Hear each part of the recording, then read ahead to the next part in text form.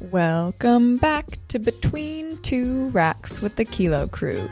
Today's episode, another installment of rapid fire questions with the crew.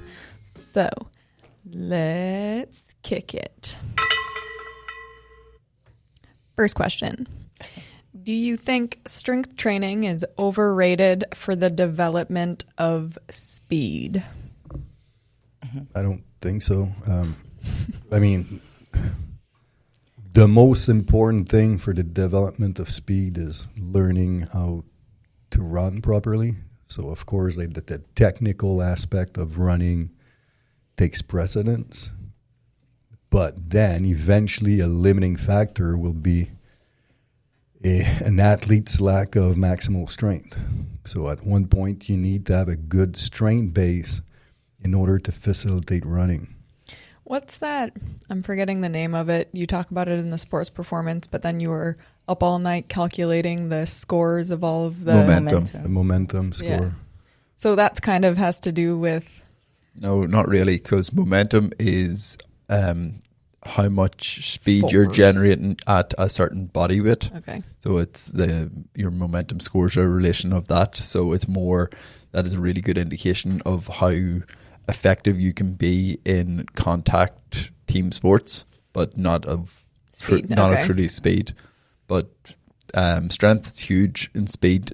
Like, is it going to make a huge difference at top end velocity? Not as much, but that's one element. It's like, but acceleration and start is all strength related. So if someone's not strong, their start's going to suck. Their acceleration's going to suck. Whereas top end speed might be good. So it's very dependent on what type of speed you're talking about and probably who you're asking.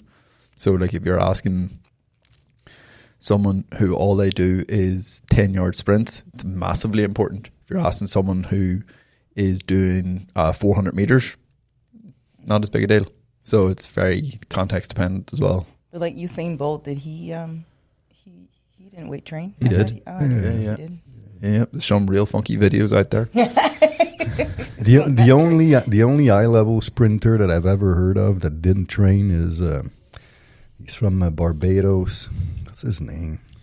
Patterson. I'm forgetting his name, but it's super rare. Yeah, like none of them train in a way that we would say looks great, but it's just so like their sport is so dependent on a very specific movement pattern and gait cycle that they can't afford to put on a ton of mass, so they do things to negate that process and then really be hyper specific to where they are strong.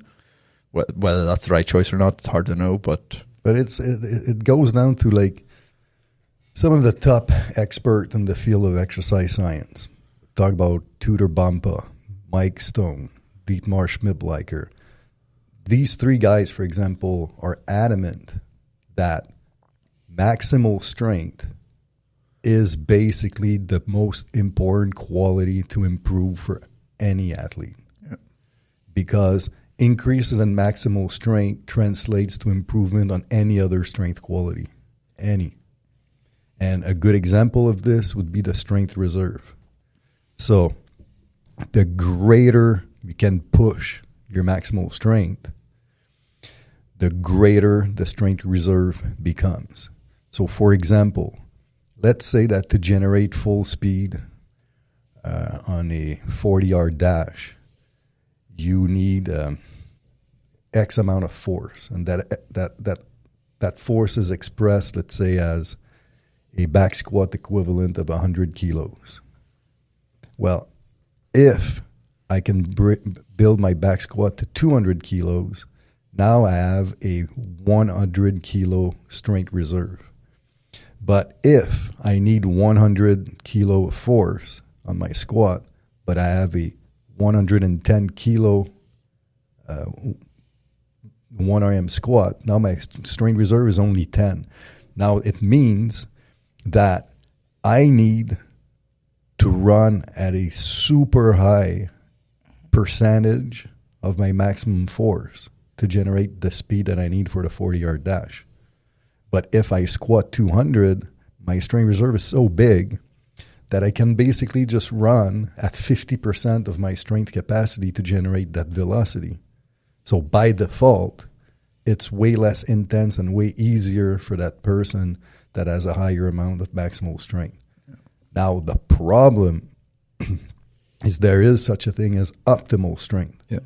So at a certain point in time, to spend more energy increasing the strength reserve might not necessarily benefit the trainee as much as now spending more time working on rate of force development, yes, which is a skill that's improved with like speed strength type modalities. Yeah, like so the optimal strength is there's a range. So like Matt Rea, his is the bottom end of the range, 1.7 or 1.75.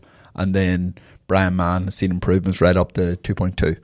So like it's a decent size range, but for us we always aim for that 2 times body weight squat, and it's somewhere in the middle of the range. It's a measure that's been around for longer than both of those measures. So it's the old school traditional measure is the 2 times body weight, and then they have tried and refined it further, and they've both went to either ends of the scale. Yeah, because even as far back as the 60s, they talked about 2 times body weight squat, and it's been reaffirmed over and over and over in more recent research. It's just that now the range has been refined, like you're saying, but it's still in bench press we're talking about 1.35 to 1.5 times body weight. So so strength is an important element. And not to get this confused in terms of this doesn't mean you can't work on speed and power before this point. It just means until you reach this goal, you still have the potential of improving the speed and power output through strength training alone. So it's not that you have a 1.5 times body weight squat that you can never do anything to train power or speed. No, that's not what we're saying. We're saying you keep driving your strength levels until you hit that 2 times body weight before you dedicate a ton of training volumes for those other qualities. Doesn't mean you can't train them throughout. But of course, just doing strength training, if you're not sprinting at all, I mean, it won't do anything for improving your speed. I think that's sometimes an issue with coaches sometimes is they think that the strength training is the answer to everything. And like when something's so specific as speed, you need to still work on speed. Yeah. The average person doesn't understand that, I think, when they think of strength.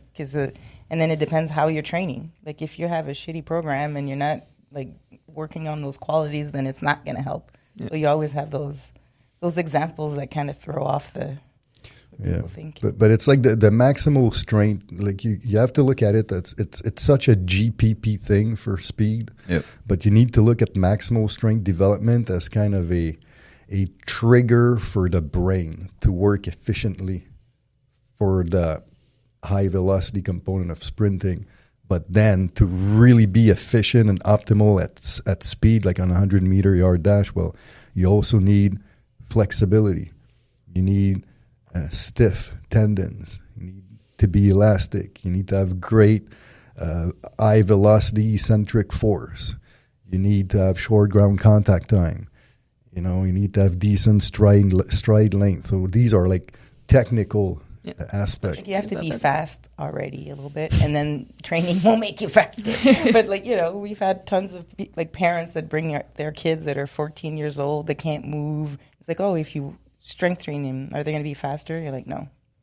they gotta work on all these other aspects of things too. But at the same time, like if you're really untrained, just strength training will improve speed right away with like the very novice. But obviously sprinting mechanics takes precedence on everything else. Yeah, and then one thing you brought up was high velocity eccentric loading. So you're trying to say Nordic curls aren't going to bulletproof your hamstrings from sprinting? Yeah, no, it won't. That's a good point. but it's all sequential, right? So you need to have high levels of eccentric strength at high velocities because of the force required on striking the ground when sprinting. But you can't really even think of truly working high velocity eccentric if you have zero base of Eccentric. low velocity eccentric strength. Yep. So you need to build that as well. And so some of the best like Adam Archuleta, like his training is super interesting, but he got to a point where he was doing super advanced high velocity eccentrics. But there was also a time earlier in his career with Schroeder where he was doing slow eccentric at 140% in training. Yeah. Okay, so like he's built that base but we're talking about a guy who drastically improved his 40 via strength training. Yeah. That's the one that has all the videos of the training Yeah, that all you've the watched. 2001 video. In a blackout room with just a spotlight on him and like 3 guys. It's great. It's super low quality, like the filming, but it's super interesting stuff. And, it's kind of like, it was almost doing some of like Verkhoshansky special strength type of stuff. I mean, it was brutal. Like, I think my favorite thing that I saw, I think I talked about it already in one of the podcasts, but like his buddies was holding him over their head. Oh yeah. What? Like he's in a push-up position, and his buddies are holding him above their head, and they dropped him, and he's absorbing the load. That's ridiculous. You want to try that, Alex? Nope. I like my teeth. Ridiculous eccentric strength. Okay, next question. What do you do for clients who have difficulty coping with high intensity intensification phases? I mean, so it just depends to what extent. So you could try number one, you could decrease the amount of volume for the intensification phase. Okay, so maybe with a lower volume approach, the client will be fine. Another option could be to reduce the length of the intensification phase. So instead of a 3-week meso, it becomes a 2-week meso. So that's an option. And then a third option could be, so let's say you're squatting twice a week. Well, you have a heavy squat day, and then you have a light or a medium squat day. Yeah, then another one would be I would be drastically in favor of choosing standard sets. So they're always step loading. It's not complex rep schemes. Make a huge difference. But like between those variables, like these should be fine. When Steph says lower volume, he's mean less sets. Like you still do the reps prescribed, but it's you reduce your total amount of sets to reduce the volumes. You don't do 2 reps instead of 4 reps because it's going to be less work. No, it's more intense. Just in case. Yeah. So so let's say you're doing a relative strength macrocycle. The intensity trivia. What's the volume range for intensifications for relative strength? 10 to 20. 30? 20 to 30. 20 For reps? intensification. Ask the question. 20 to 30 or 10 to 30. 10 to 30. 10 to 30. The top range is 30. Yeah, no. 10 to 20 is power. 10 to 30 10 to 20 is power. Yeah. 10 to 30. So 10 to 30. So maybe all you need is 3x3. Yeah. That's 9 reps. So you're in the lower end of the range. But maybe like that 6 times 3 is a little too much. Yeah. And if you're periodizing properly, you don't go, you start low and then you build up. So you should be able to catch it. But some people will always struggle more with intensification phases, and this just ways to work around it. Now I'm all messed up. I think is it 10 to 20? I'm all confused now. See, no, I think you're right saying 10 to 30. I think you're right. Okay. But anyways, 20 is usually a good spot. Yeah. Okay. It's like if you look at most rep scheme, it's around that 20. 15 to 20. Yeah, that 15 to 20 rep window. But some people, they really struggle. And then some other people, it's the opposite. They struggle more in accumulation phases. Yeah. Do you think what is it normally so what's the main difference with someone who would struggle with accumulation versus intensification? The volume? So work capacity is a big one. Yeah. But if someone's super strong, just completing that volume of work with such heavy loads can just be absolutely draining. So it just depends. And then how do they struggle? Is it because their loads drop off drastically? Okay, that's fine. That's just what they can handle for those reps. As long as their strength comes back as soon as they go into intensification phase, not a big deal. But if they start to pick up niggles or they start to have symptoms of overtraining, it's a different story. But and then one added niggles. Niggles? What are niggles? Like small injuries, not an injury. I've never heard that. Have you never heard niggle? Oh. No.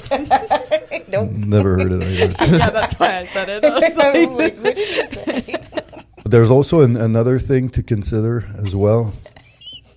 Is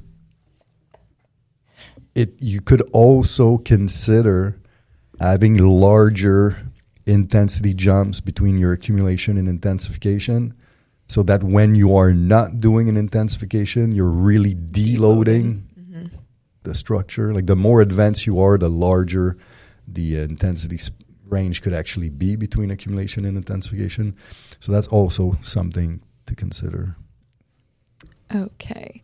Next question. When do you adjust training maxes?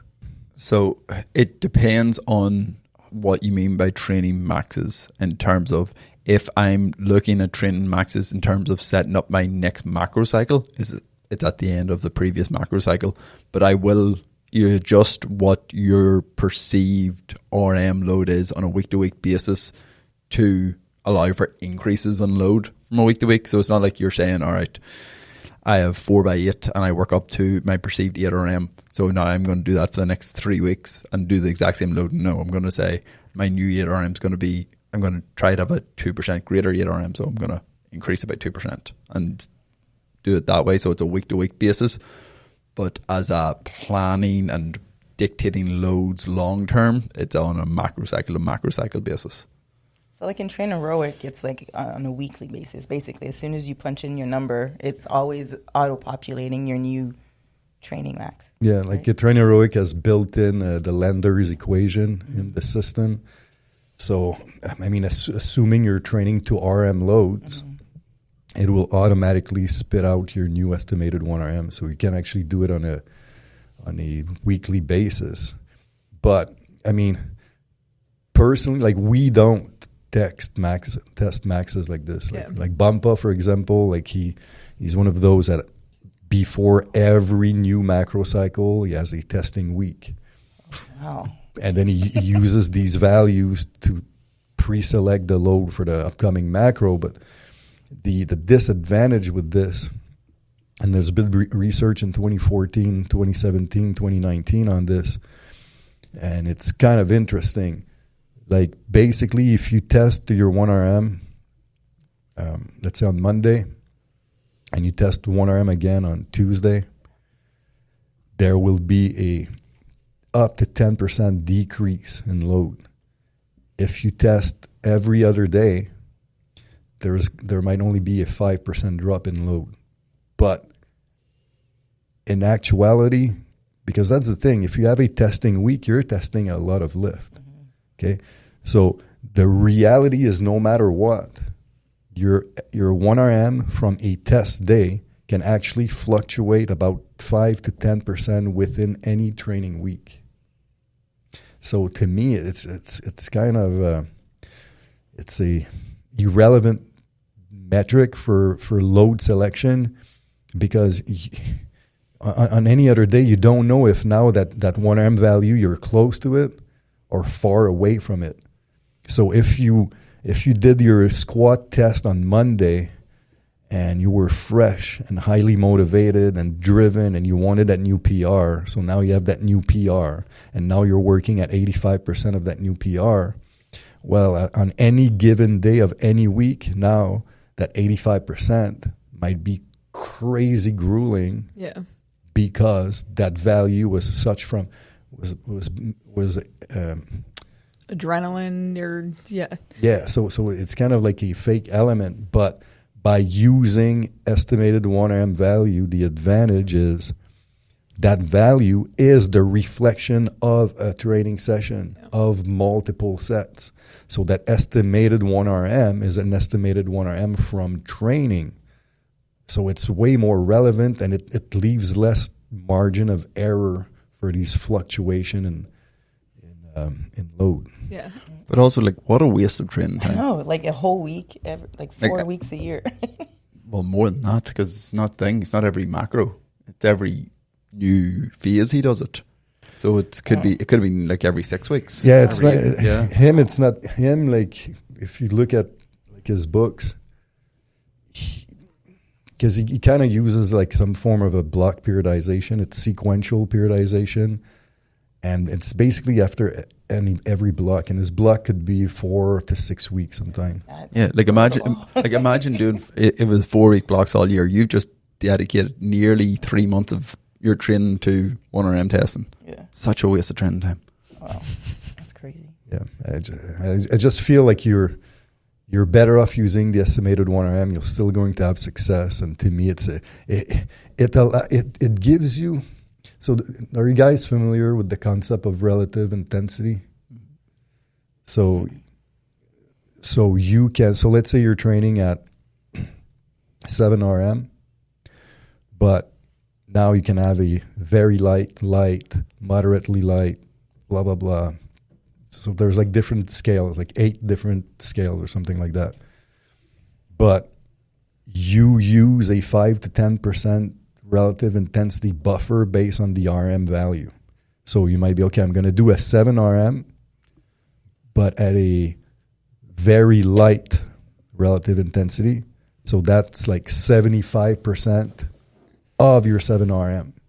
Mm-hmm. And then you're doing your 7 reps. At 75% of your actual 7 RM.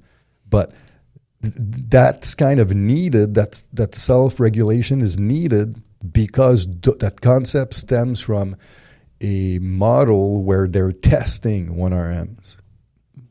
But by doing it the way we do and using estimated 1 RM, well, then it erases the need for relative intensity because that 7 RM as a built-in relative intensity in it. Yeah, and it's been done within training where there's been pre-fatigue of previous sets. It's not like we're building up to one set, like doing 7 or 8 warm-up sets and then doing one peak 7 RM set and saying that's it for the day. Like it's very much you're comparing apples to apples, as Steph always likes to say, in terms of that 7 RM you just set is done in very similar conditions to the next 7 RM you're going to have to perform. Exactly. I know me personally, like I'm definitely someone that feeds off of adrenaline. I think back as an athlete when we would test, like it was always the squat, and it was only ever the squat that we did. But like you're in there with the other teams, with the other athletes, and you see it all the time in videos. You're so hyped up. Like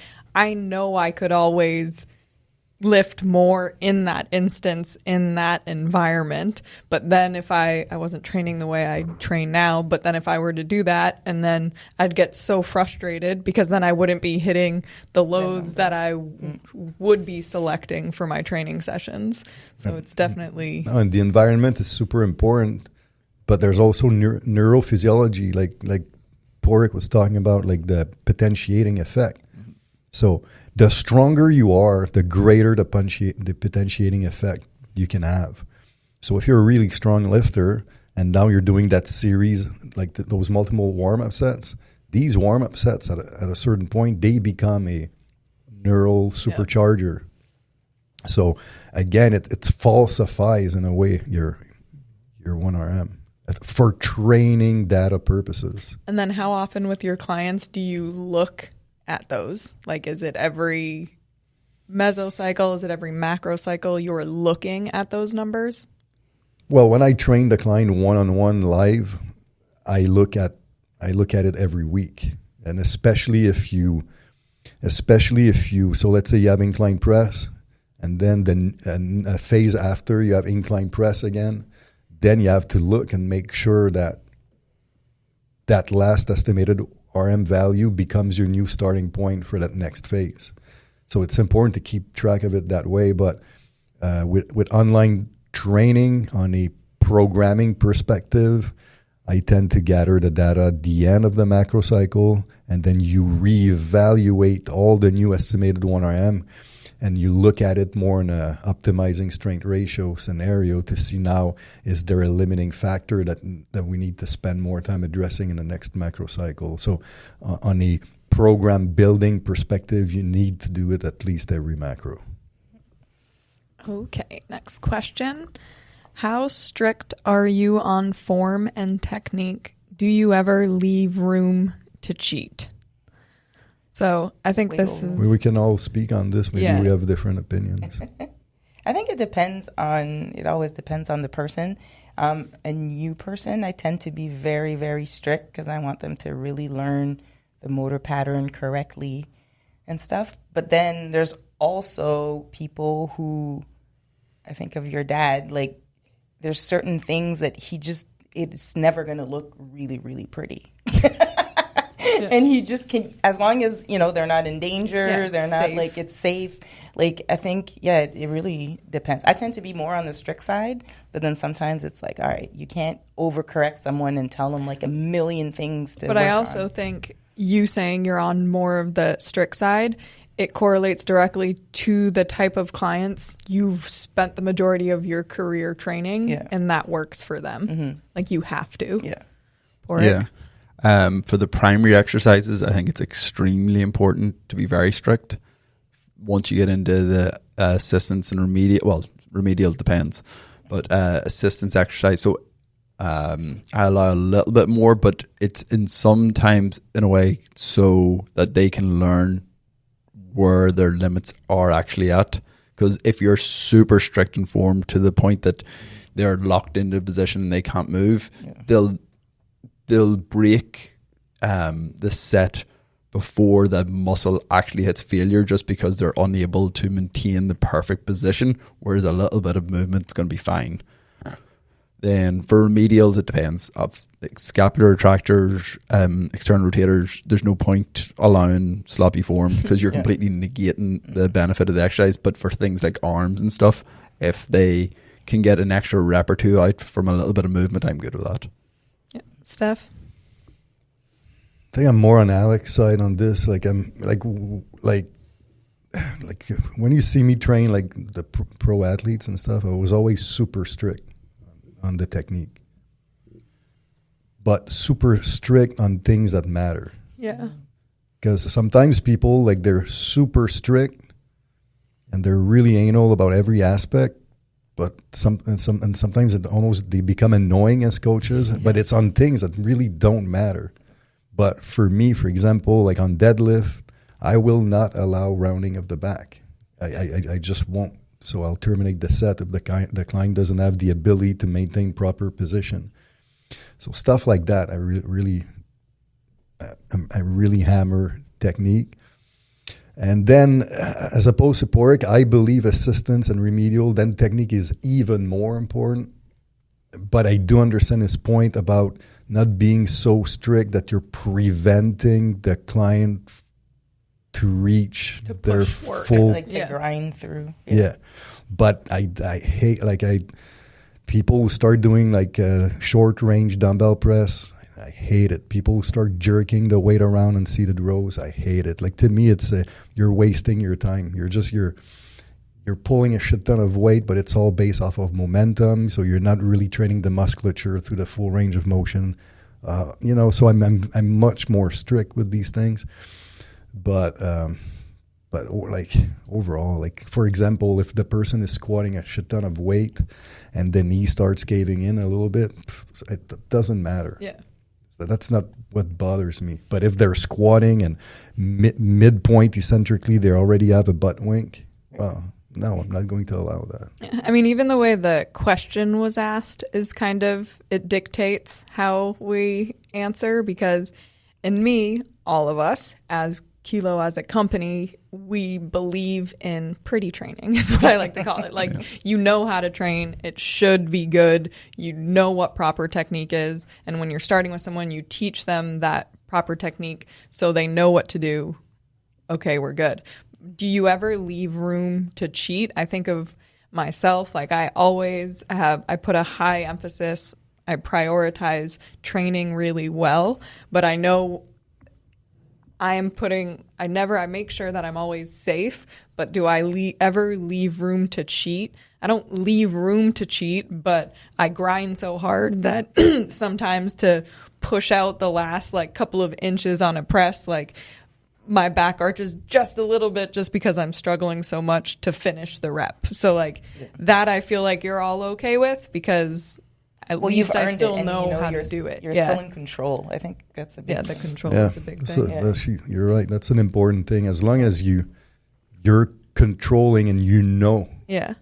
Because that's why it's so important. It depends on who you're letting do it. But it's so dependent on what you're doing. Like if someone's doing incline dumbbell curl and their arm doesn't stay perpendicular with the floor the whole time, okay, like you cue them to keep their arm back, but I'm not going to stop a set because their arm's traveling forward an inch. Yeah. Because is it perfect form? No, but it's technically cheating.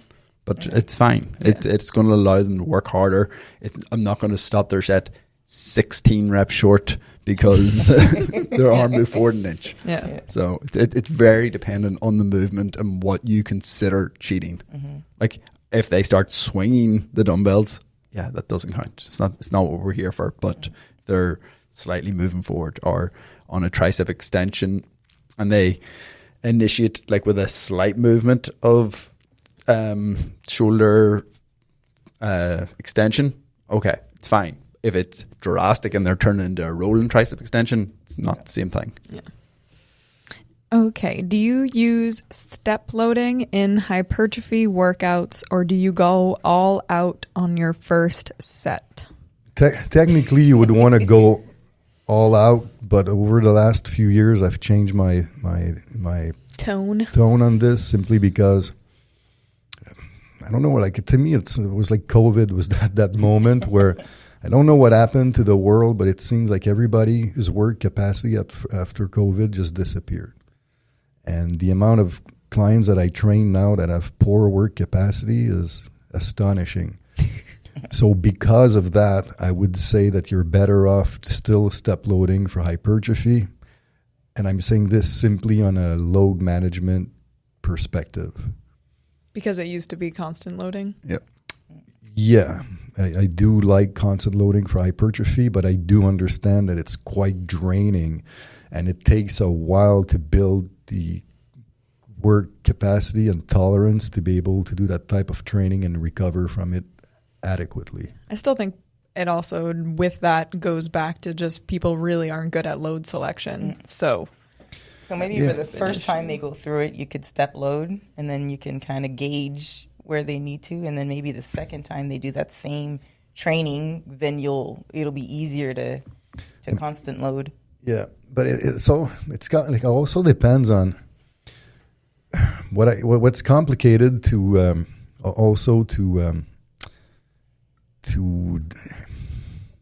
teach on the online perspective is what is people's definition of training to concentric failure. Yeah. Because when I train, to me, reaching technical concentric failure means that I cannot do another rep in a perfect circumstance. So perfect form, following the tempo, and on and on. So if I get to the point where I can't maintain the tempo or I can't maintain position, that to me the set is done. Mm-hmm. So, but if for another person, reaching failure means getting to the point where each of your last set, it's an 8-second concentric where you're contorting your body in all position to finish the set and the elbows are flaring out and the whole thing. Well, then this is a very draining RM set. But me, the way I do it, it's manageable. And then I also would, even with constant loading, even for hypertrophy, week one, I would still aim for a rep in reserve. Yeah. Okay, but again, a rep in reserve, if you're not used to train, if you don't know your loads properly, nobody's very accurate at saying what one rep is in reserve it is. So it's just a hard thing. So I just think now my tone is more step load.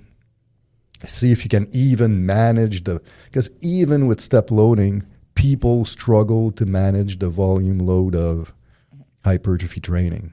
So I'm not going to throw in some constant loading on top of it. They're gonna crash.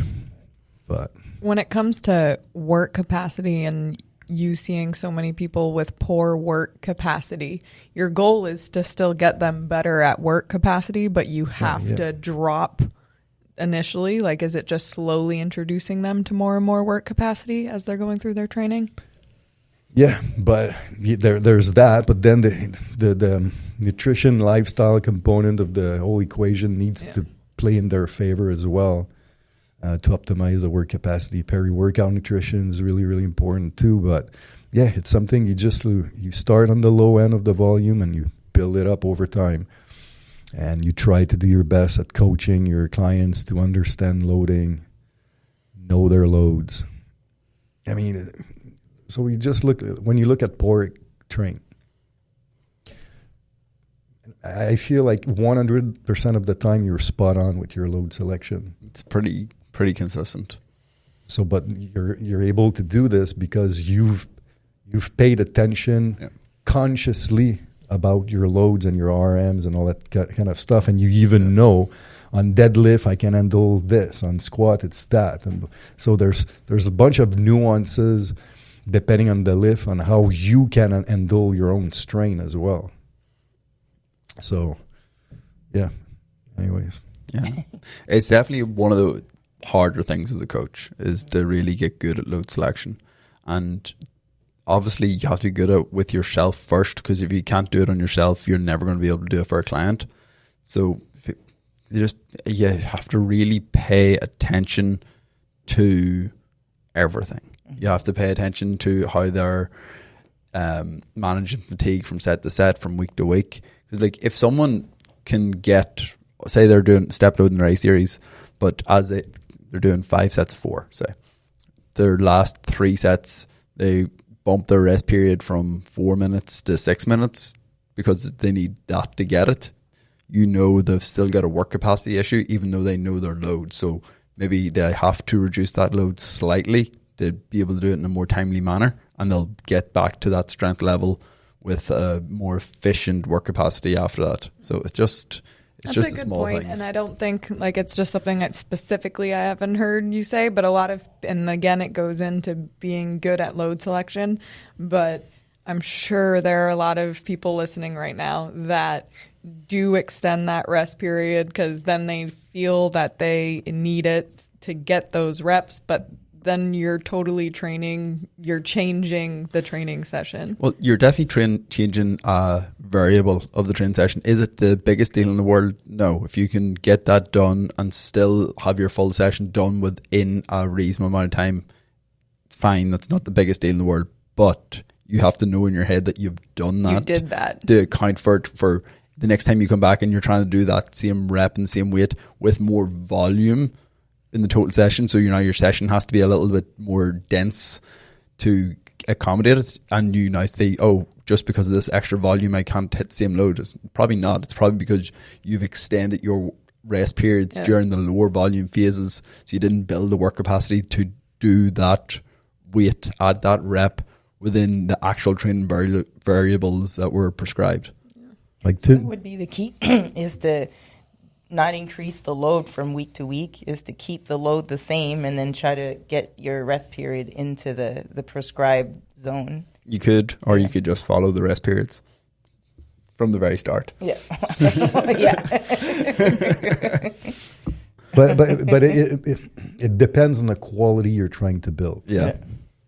So if you're trying to build power, then I wouldn't necessarily reduce the rest period. I would try to just add more sets, but keep the rest period the same. But if let's say you're training strength endurance, then that is actually a good approach to build work capacity, where you're maintaining the load, but you're reducing the rest period. Not only will it help with metabolic adaptations that you're looking for with strength endurance, but it's a very efficient way to improve work capacity on a strength endurance perspective. But I lost the train of thought of what I wanted to talk for about. power, if power is the goal, then you would just, if the person needs 6 minutes instead of 4 minutes, then let's say your next training session, you would reduce the load so you could stay within 4 minutes, or...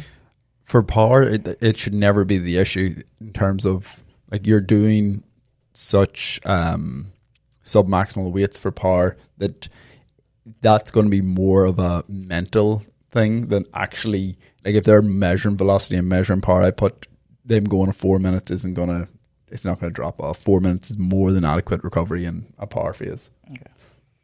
But I mean, there's a ton of research in the last 5 years that have been done on the importance of volume load on strength and hypertrophy response.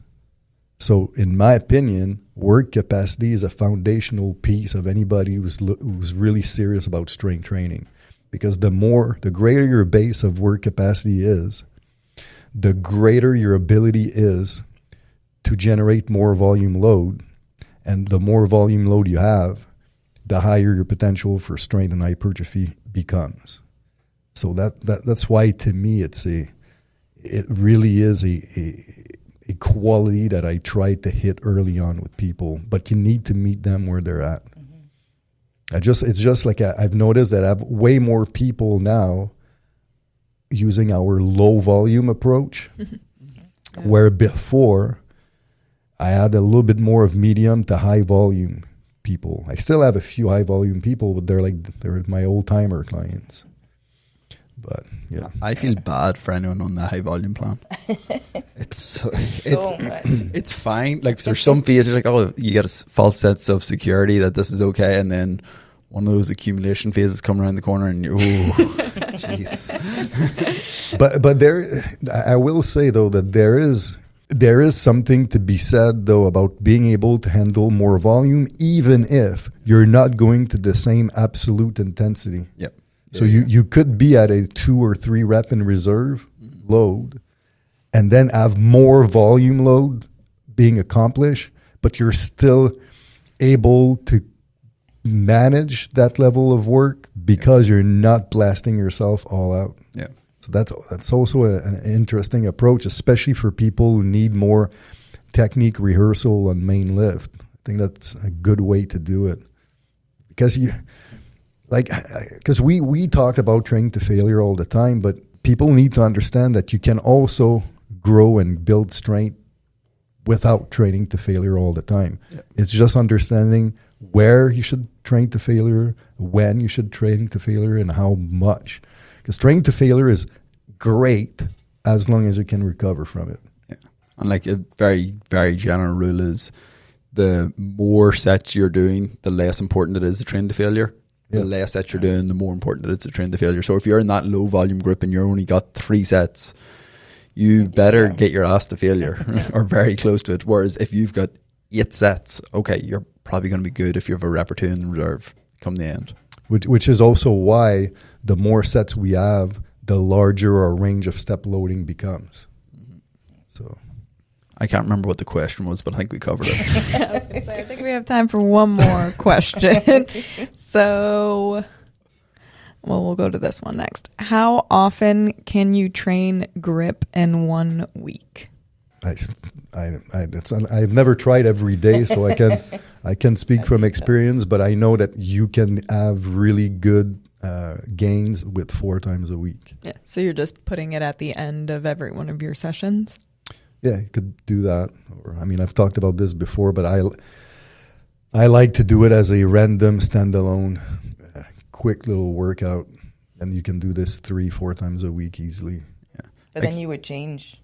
You wouldn't do exactly the same thing 4 times a week. No, yeah, you change the modalities. Yeah, and like if you wanted to do every day, you could. It's just like anything, you have to manage how close to failure you go in your volume. So if you want to do every day, you could do very low volume, very far away from failure, but I don't know why you'd want to train grip every day. But yeah, like 2 to 4 times is definitely you'll get really good results from 2 times. You can up it from 3 to 4. But yeah, you definitely have to, the more frequency you put in, you definitely have to pull back on volume is the big thing. What's your favorite grip exercise? Favorite grip exercise? I'm not the grip buff of like Steph. Is there one you like doing though? Not really, no. Zotman curls, does that count? No. Steph? Like a heavy dumbbell hold. Really? I would have said for you towel. You always like to throw a towel thing in there and you're trying to hold. That's like the worst one. You're like. I mean, yeah, I like it a lot of. I like the wrist roller too. Yeah. It's a great forearm. Yeah, wrist roller probably be my favorite. Yeah. Yeah. I don't like that to one. me, it's so Oh, it's like, Yeah. And it's like, it doesn't even turn at one point. You're like, like there's always a gimpy arm. But grip is very forearm. Yeah. It's all stems from the forearm. So it kind of goes together very well. Yeah. Okay, we have time for one more. What progression do you use with beginners to learn dips?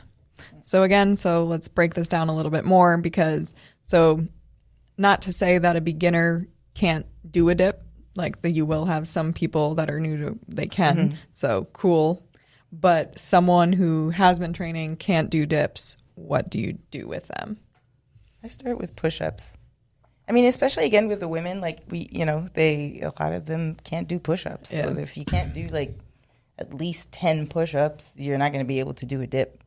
So I like to start with push-ups. Yeah, push-ups, because the client needs to learn to stabilize their own scapula while in motion.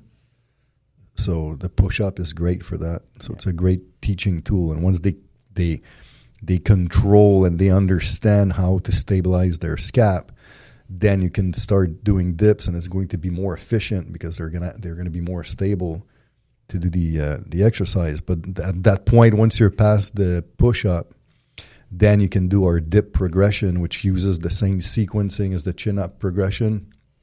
So it starts with eccentric progression, so a 10-second eccentric only for max reps. And then you combine that with push-ups, just increase diameter tension. Progression 2 is a isometric-based method where you have 3 pauses during the eccentric part of the movement.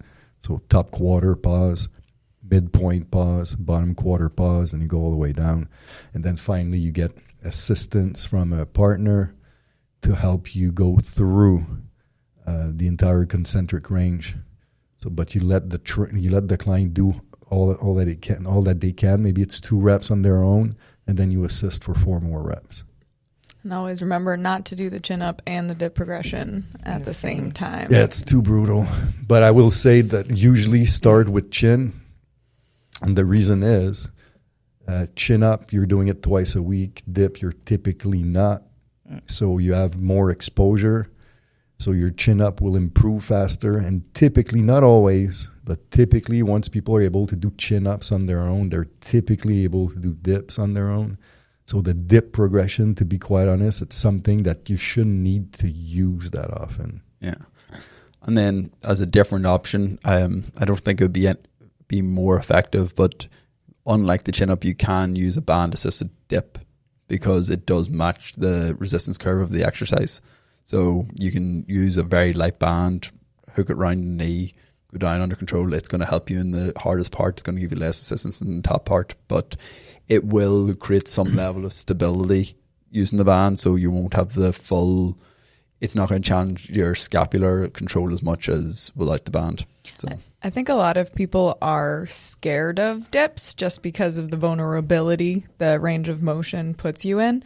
I know for me personally, like I love dips, but I was just having like a little bit of a problem finding my groove with them. And then when you used the ring push-ups, that really, really helped with me because you're able to kind of get more into the bottom position of the dip, and then it just like those are really challenging, and then adding in the different techniques onto those, like that helped me. Then when I went back to dips, That's because the shoulder extension component of the dip is the challenging part and the vulnerable part. So if you can kind of like build some resiliency with like stuff like decline dumbbell press at first, and then you go with that ring. So the ring is so unstable, but it also allows you to go in a deep shoulder extension range. So I think I know it worked really well for you. And even with the going back to the dumbbell press, it's like important to always note, because a lot of people default and then don't do the full range on the decline, but then it's not really going to help in the dip if you're cheating yourself on that range in the decline press. Yeah. So keep a neutral grip. Yeah. Or you're going to have a 6-inch decline dumbbell press. Yeah. Well, and the other thing people should do when they're doing the eccentrics on the dip is like set up a box. Because if that person fails and they can't catch themselves, that's when they're going to hurt themselves. Yep. That was pretty good. We covered a decent amount of questions on that rapid fire, a little bit more rapid than usual. We had too long answers. Yeah, we got carried away at one stage. Thanks for tuning in. Like, subscribe, drop your questions down below. We'll see you next time, fam.